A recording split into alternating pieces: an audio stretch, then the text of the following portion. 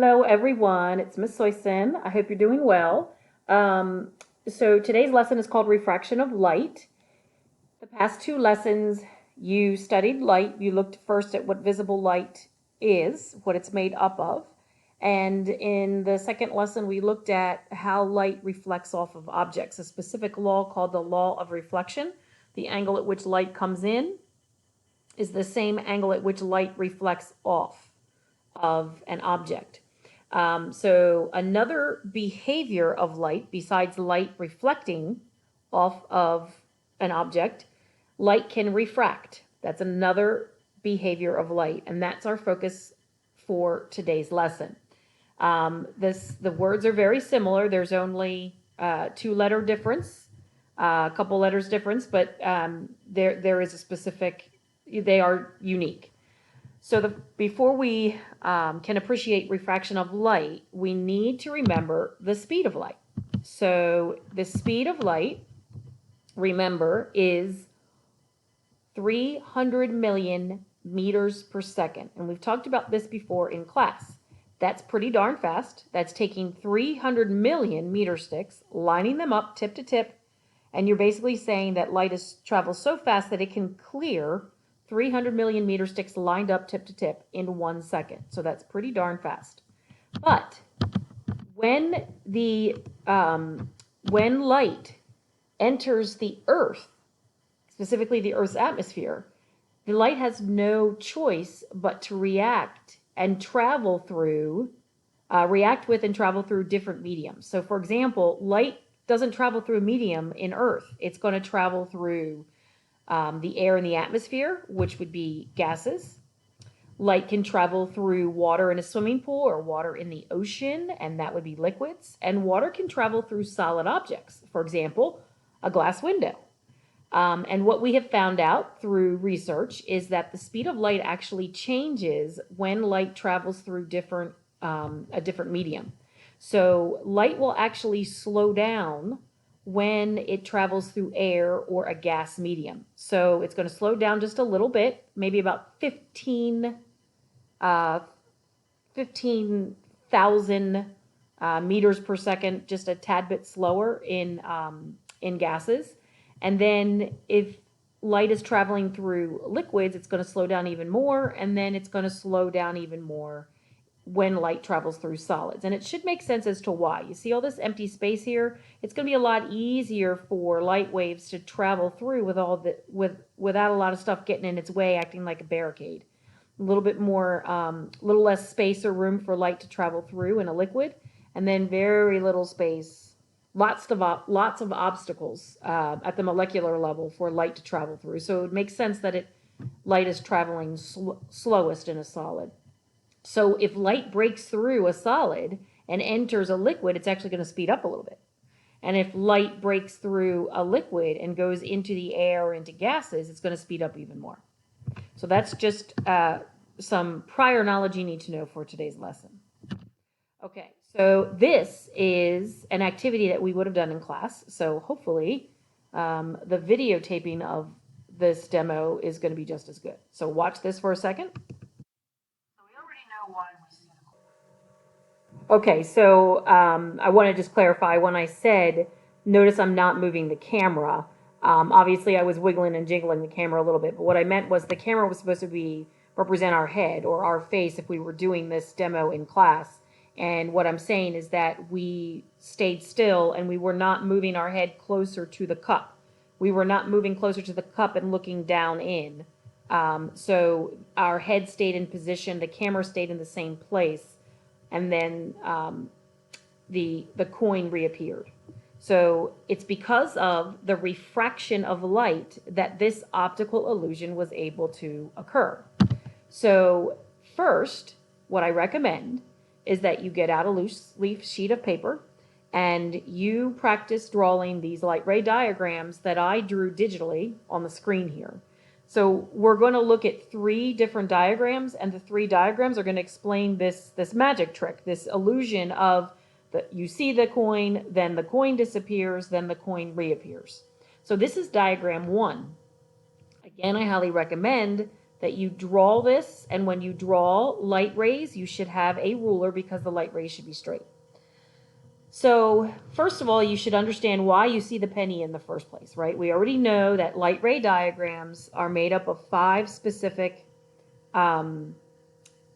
components, right? You have to have a light source, you have to have the viewer or the eye, you need the object itself, the non-luminous or illuminated object, you need an incident light ray, you need a reflected light ray. So those are the 5 components, and this is how you see the coin in the first place. Light shines on the penny and illuminates the penny or coin or quarter in this case. And then that light, those light rays will reflect off. And some of those reflected light rays are right in the path of our eye, and we're able to see the coin. All right, so the first diagram is important to understand why you see the coin in the first place. So remember what we did is we took this cup and we pushed the cup away from the camera, which remember your eye here is the camera. So when you push the cup away, all of a sudden the quarter disappears. And that's why I picked a styrofoam cup, because a styrofoam cup is opaque. Remember, you learned that term last class. Opaque means light cannot pass through it, and you cannot see through the other side of an opaque object. So in the second diagram, we need to explain why the coin disappears in the first place. And that's because you push the cup further away. So the coin is still illuminated by light rays. And remember, a light ray diagram only needs to show one of those light rays. And the light reflects off the penny.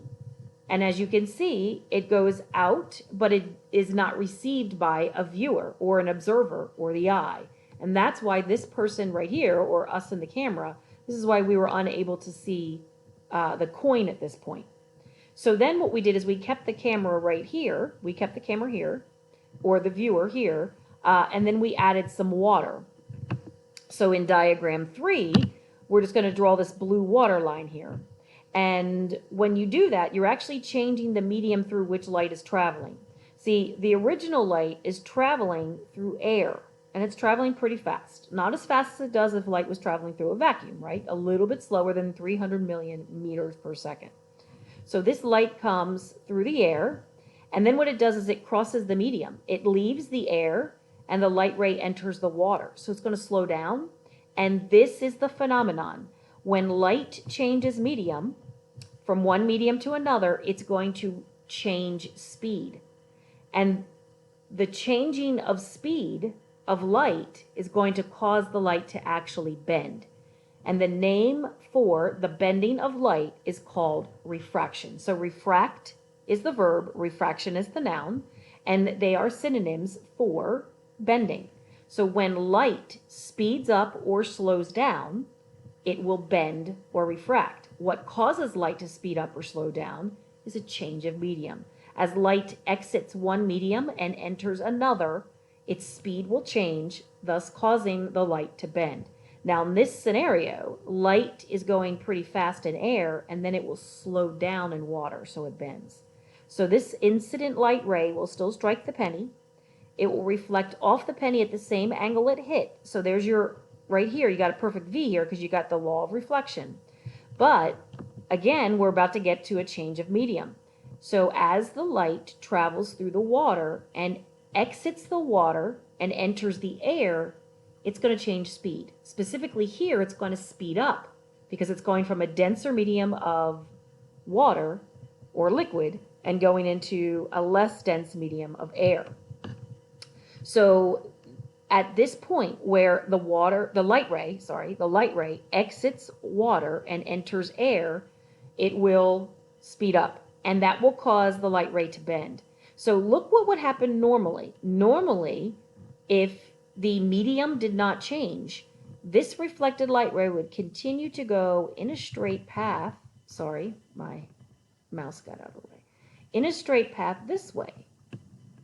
And you would not be able to see the coin. However, because it refracts or bends, it reaches the eye. Now here's the cool part. This is where the optical illusion is seen.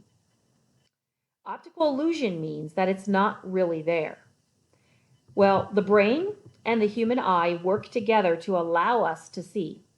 The brain and eye both do not understand the concept that light can bend or refract. So the brain and eye thinks that the angle at which this light ray entered was the angle at which that light ray was traveling all along. So watch this. The eye believes that the light ray was continuing in this angle. So what you're going to see here is, instead of, the eye doesn't realize that right here, as the light exits the air and enters the water, it slows down and bends or refracts. So the eye does not, and the brain does not understand that the light ray refracts, and it thinks that it's continuing to travel in a straight line. So light rays and images that don't really exist, which is why we call them optical illusions, in light ray diagrams, we draw them dashed. So again, the eye thinks that the penny is right here. It's not as deep, it's more shallow, and it's shifted to the side a little bit. So I don't know if my PowerPoint's gonna let me do this, but if we go back to the video, take a look, you see that the coin truly is pretty much in the middle of the cup at the bottom. However, when I add the water, do you see how the cup looks shifted to the right? And it actually looks a little bit like it's not as deep. Okay, you want to try it again? Boom, boom. So you see how it shifted to the right a little bit? And it looks a little magnified, or it's like up closer. So it's not, it appears as though it's not as deep in the water. And that's an optical illusion. And this diagram explains how you see that. So again, the dashed line that you see is the light ray that is not really there. And the dashed circle that you see is the coin that's not really there. So this is what we call the image, or the optical illusion that the brain thinks you're seeing, versus the actual object. So image versus actual object. And the dashed light ray is a fake light ray. Okay, so normally, if we were in school together, which I miss you, by the way, I miss you guys greatly. If we were in school, the next part of our lab after the coin and the cup and the water would be to take some prisms, some glass prisms and flashlights, and we turn all the lights off in the room. I shut the shades and it's really dark in the room, and we look at white light from a flashlight, and we shine it through a prism, and voila, we see rainbows throughout the room. So this diagram explains why a prism creates a rainbow from white light. So a beam of white light, remember, is white visible light. White visible light is the combination of all visible light wave frequencies and wavelengths, which we call red, orange, yellow, green, blue, indigo, and violet. In other words, the colors of the rainbow. So if we have a flashlight right here, this beam of light is coming out of the flashlight, and if it was continuing in air, it would just keep going in a straight path, undisturbed. But once this beam of white light hits the glass, it now travels through a different medium. So what it's going to actually do is it's going to bend a little bit, it's going to slow down, and because white light is made up of 7 different colors or 7 different wavelengths or 7 different frequencies, the white light actually bends at 7 different degrees, like 7 different ways. Red light bends the least, where violet or purple light bends the most. And this is how you get white light to separate out or stratify out into its 7 different visible light wavelengths, with red bending the least because it has the least amount of energy, so therefore it's going to slow down the least. And it's because of the fact that it bends the least. The more light bends, the more it refracts. The higher in energy you're getting, and that's when you're getting to the violet light. So here's another diagram. This is an actual white beam of light. You can see that it refracts a little bit first when it actually leaves air, slows down, and goes into the glass. And you can see that it refracts at different degrees or different amounts, where red does not refract as much, and the purple right there refracts the most. And then as it breaks through the glass, it refracts again because it speeds up. So the light will leave the glass and enter the air and refract. And you'll see that red refracts the least or bends the least, and purple refracts the most or bends the most. And that's how you can see the different colors that actually make the different colors of visible light that make up white light. Here's two more diagrams if you take a look at them.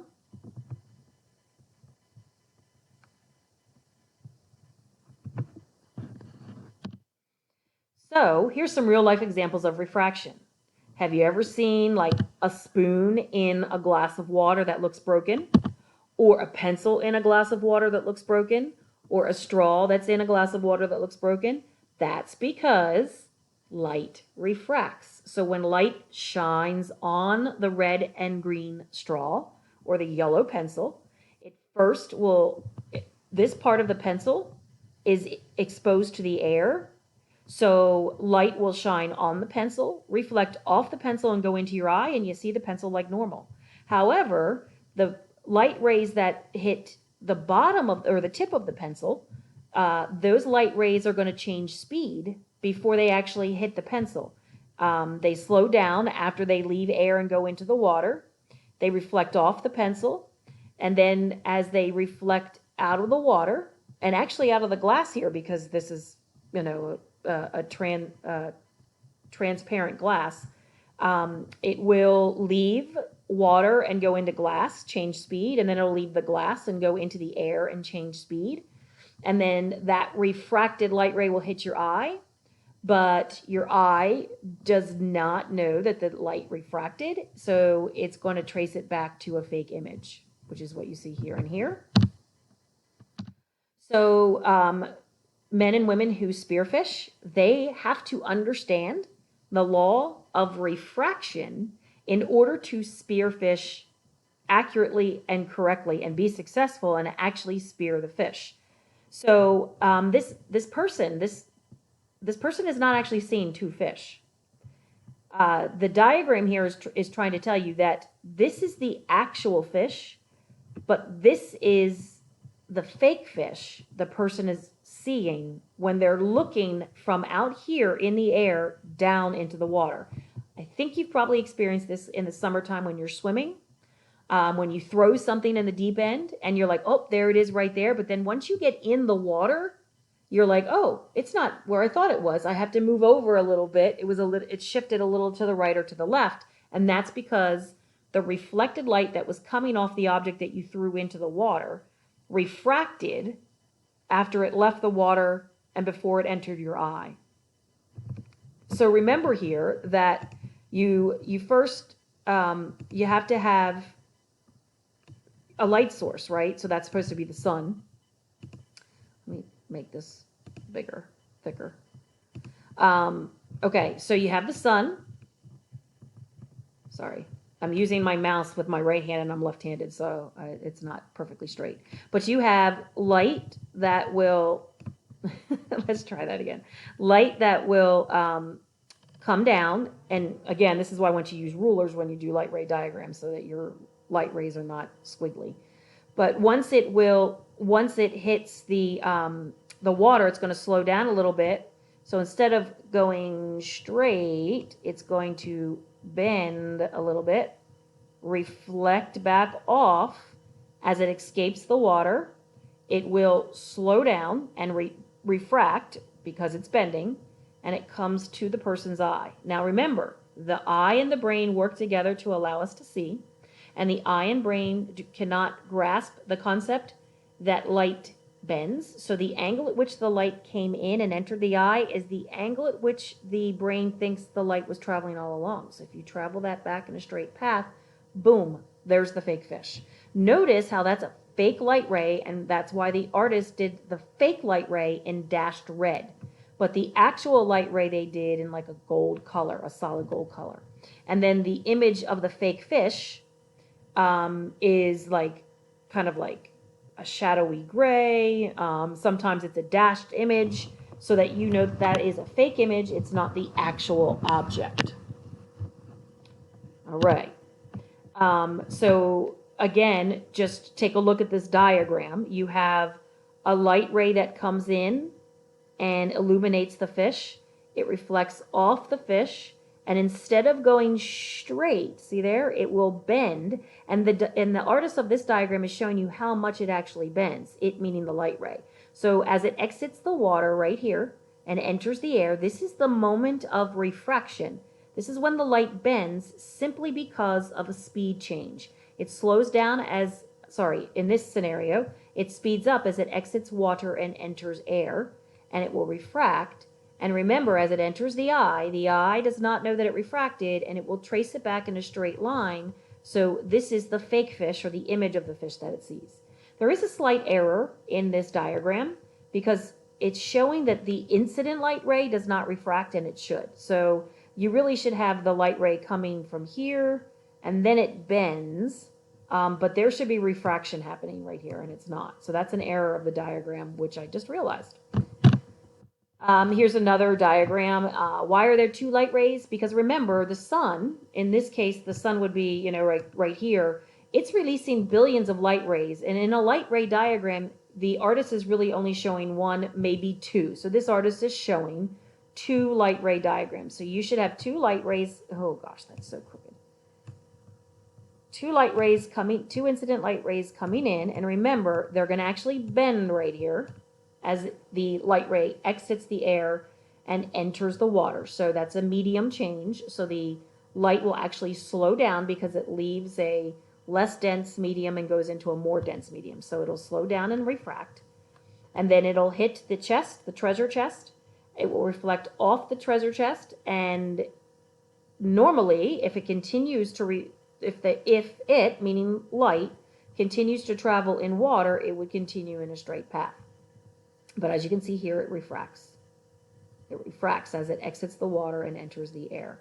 And again, here's one light ray entering this gentleman or woman, this person's eye, and they think that the reflected light ray was coming from here. So the treasure chest looks like it's not as deep when it really is deeper, and it's shifted a little to the right or to the left. Can't really tell from this image.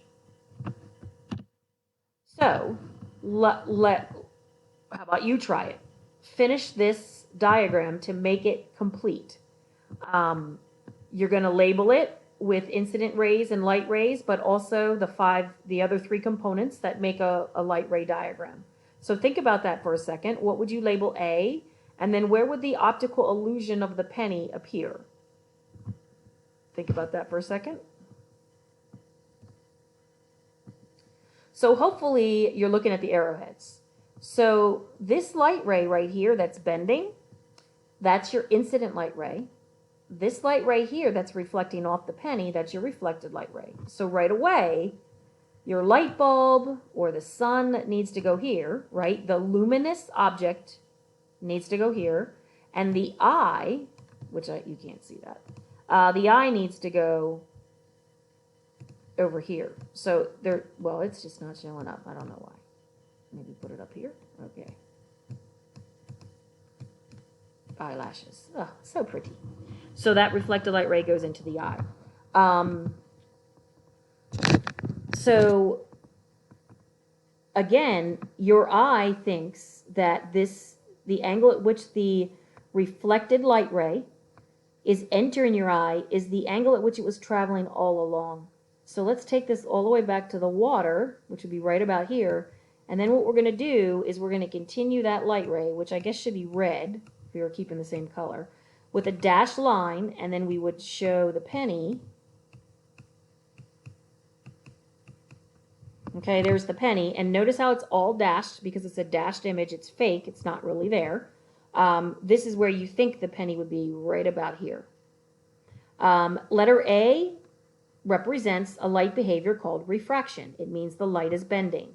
So for the incident light ray, it's going pretty darn fast because it's traveling through air. But then at this point right here, where the air meets the water, the light will slow down in speed and therefore bend or refract. It will hit the penny, reflect off the penny. As the light ray escapes out of the water and enters the air, it's going to speed up or change speed, and therefore it will bend again, and it will go to our eye. However, our eye traces the fake light ray as though it never bent and takes it back, and you'll see the penny will be hovering not as deep as it really is, and it's shifted a little bit to the side. Here's a diagram that I'd like you to think about. How would you complete it? Well, white visible light, a beam of white light right here. It's made up of 7 different energy levels or frequencies. What do we call them? Red, orange, yellow, green, blue, indigo, and violet, right? So what happens when the flashlight light will enter the glass prism? It will bend or refract due to a speed change. Specifically, it's slowing down in speed. And when it bends, it's bending at different amounts. The light will bend the least, the yellow will bend a little bit more, and then orange, and then green, blue, indigo, violet, where violet bends the most. So the point of refraction is happening right here where I circled it. And then as each individual light ray exits out of the glass prism and enters into air, they're going to speed up and they're going to bend again, where the red bends the least and has the smallest speed change, and purple bends the most or the greatest speed change. So red bends the least because it has the smaller speed change, and violet bends the most because it has the greatest speed change. And then this was a cool picture. It's a real life example of refraction. You can see where the image that you see, because this is not like most swimming pools, you can't see, they're opaque, right? But this guy made a swimming pool out of glass so that you could see the refracted image or the illusion of his body in the swimming pool, which is not in line with his head. So he's not really decapitated there. It's just because physics is cool. The light that's reflecting off of his head and his hand and his nose and his ears is not bending or refracting because that light is traveling through air, reflects off his face, and comes directly to our eye without changing medium. However, the light that is illuminating his body that's underwater, that light has to change speed and slow down a bit when it goes through the water. And then it's going to slow down even more when it reflects off the body and goes from the water through the glass and then out the glass to our eye. So you can see it's a really drastic refraction, and it gives a cool fake image. Okay, well, that was your half hour today. I just have just a quick 1-question survey for you today so that we don't go over your half hour for science class for attendance purposes. And just to see how you're doing, if there's anything that you want to communicate to me about problems that you're having with online learning. So I hope you're all doing well and everything is safe. And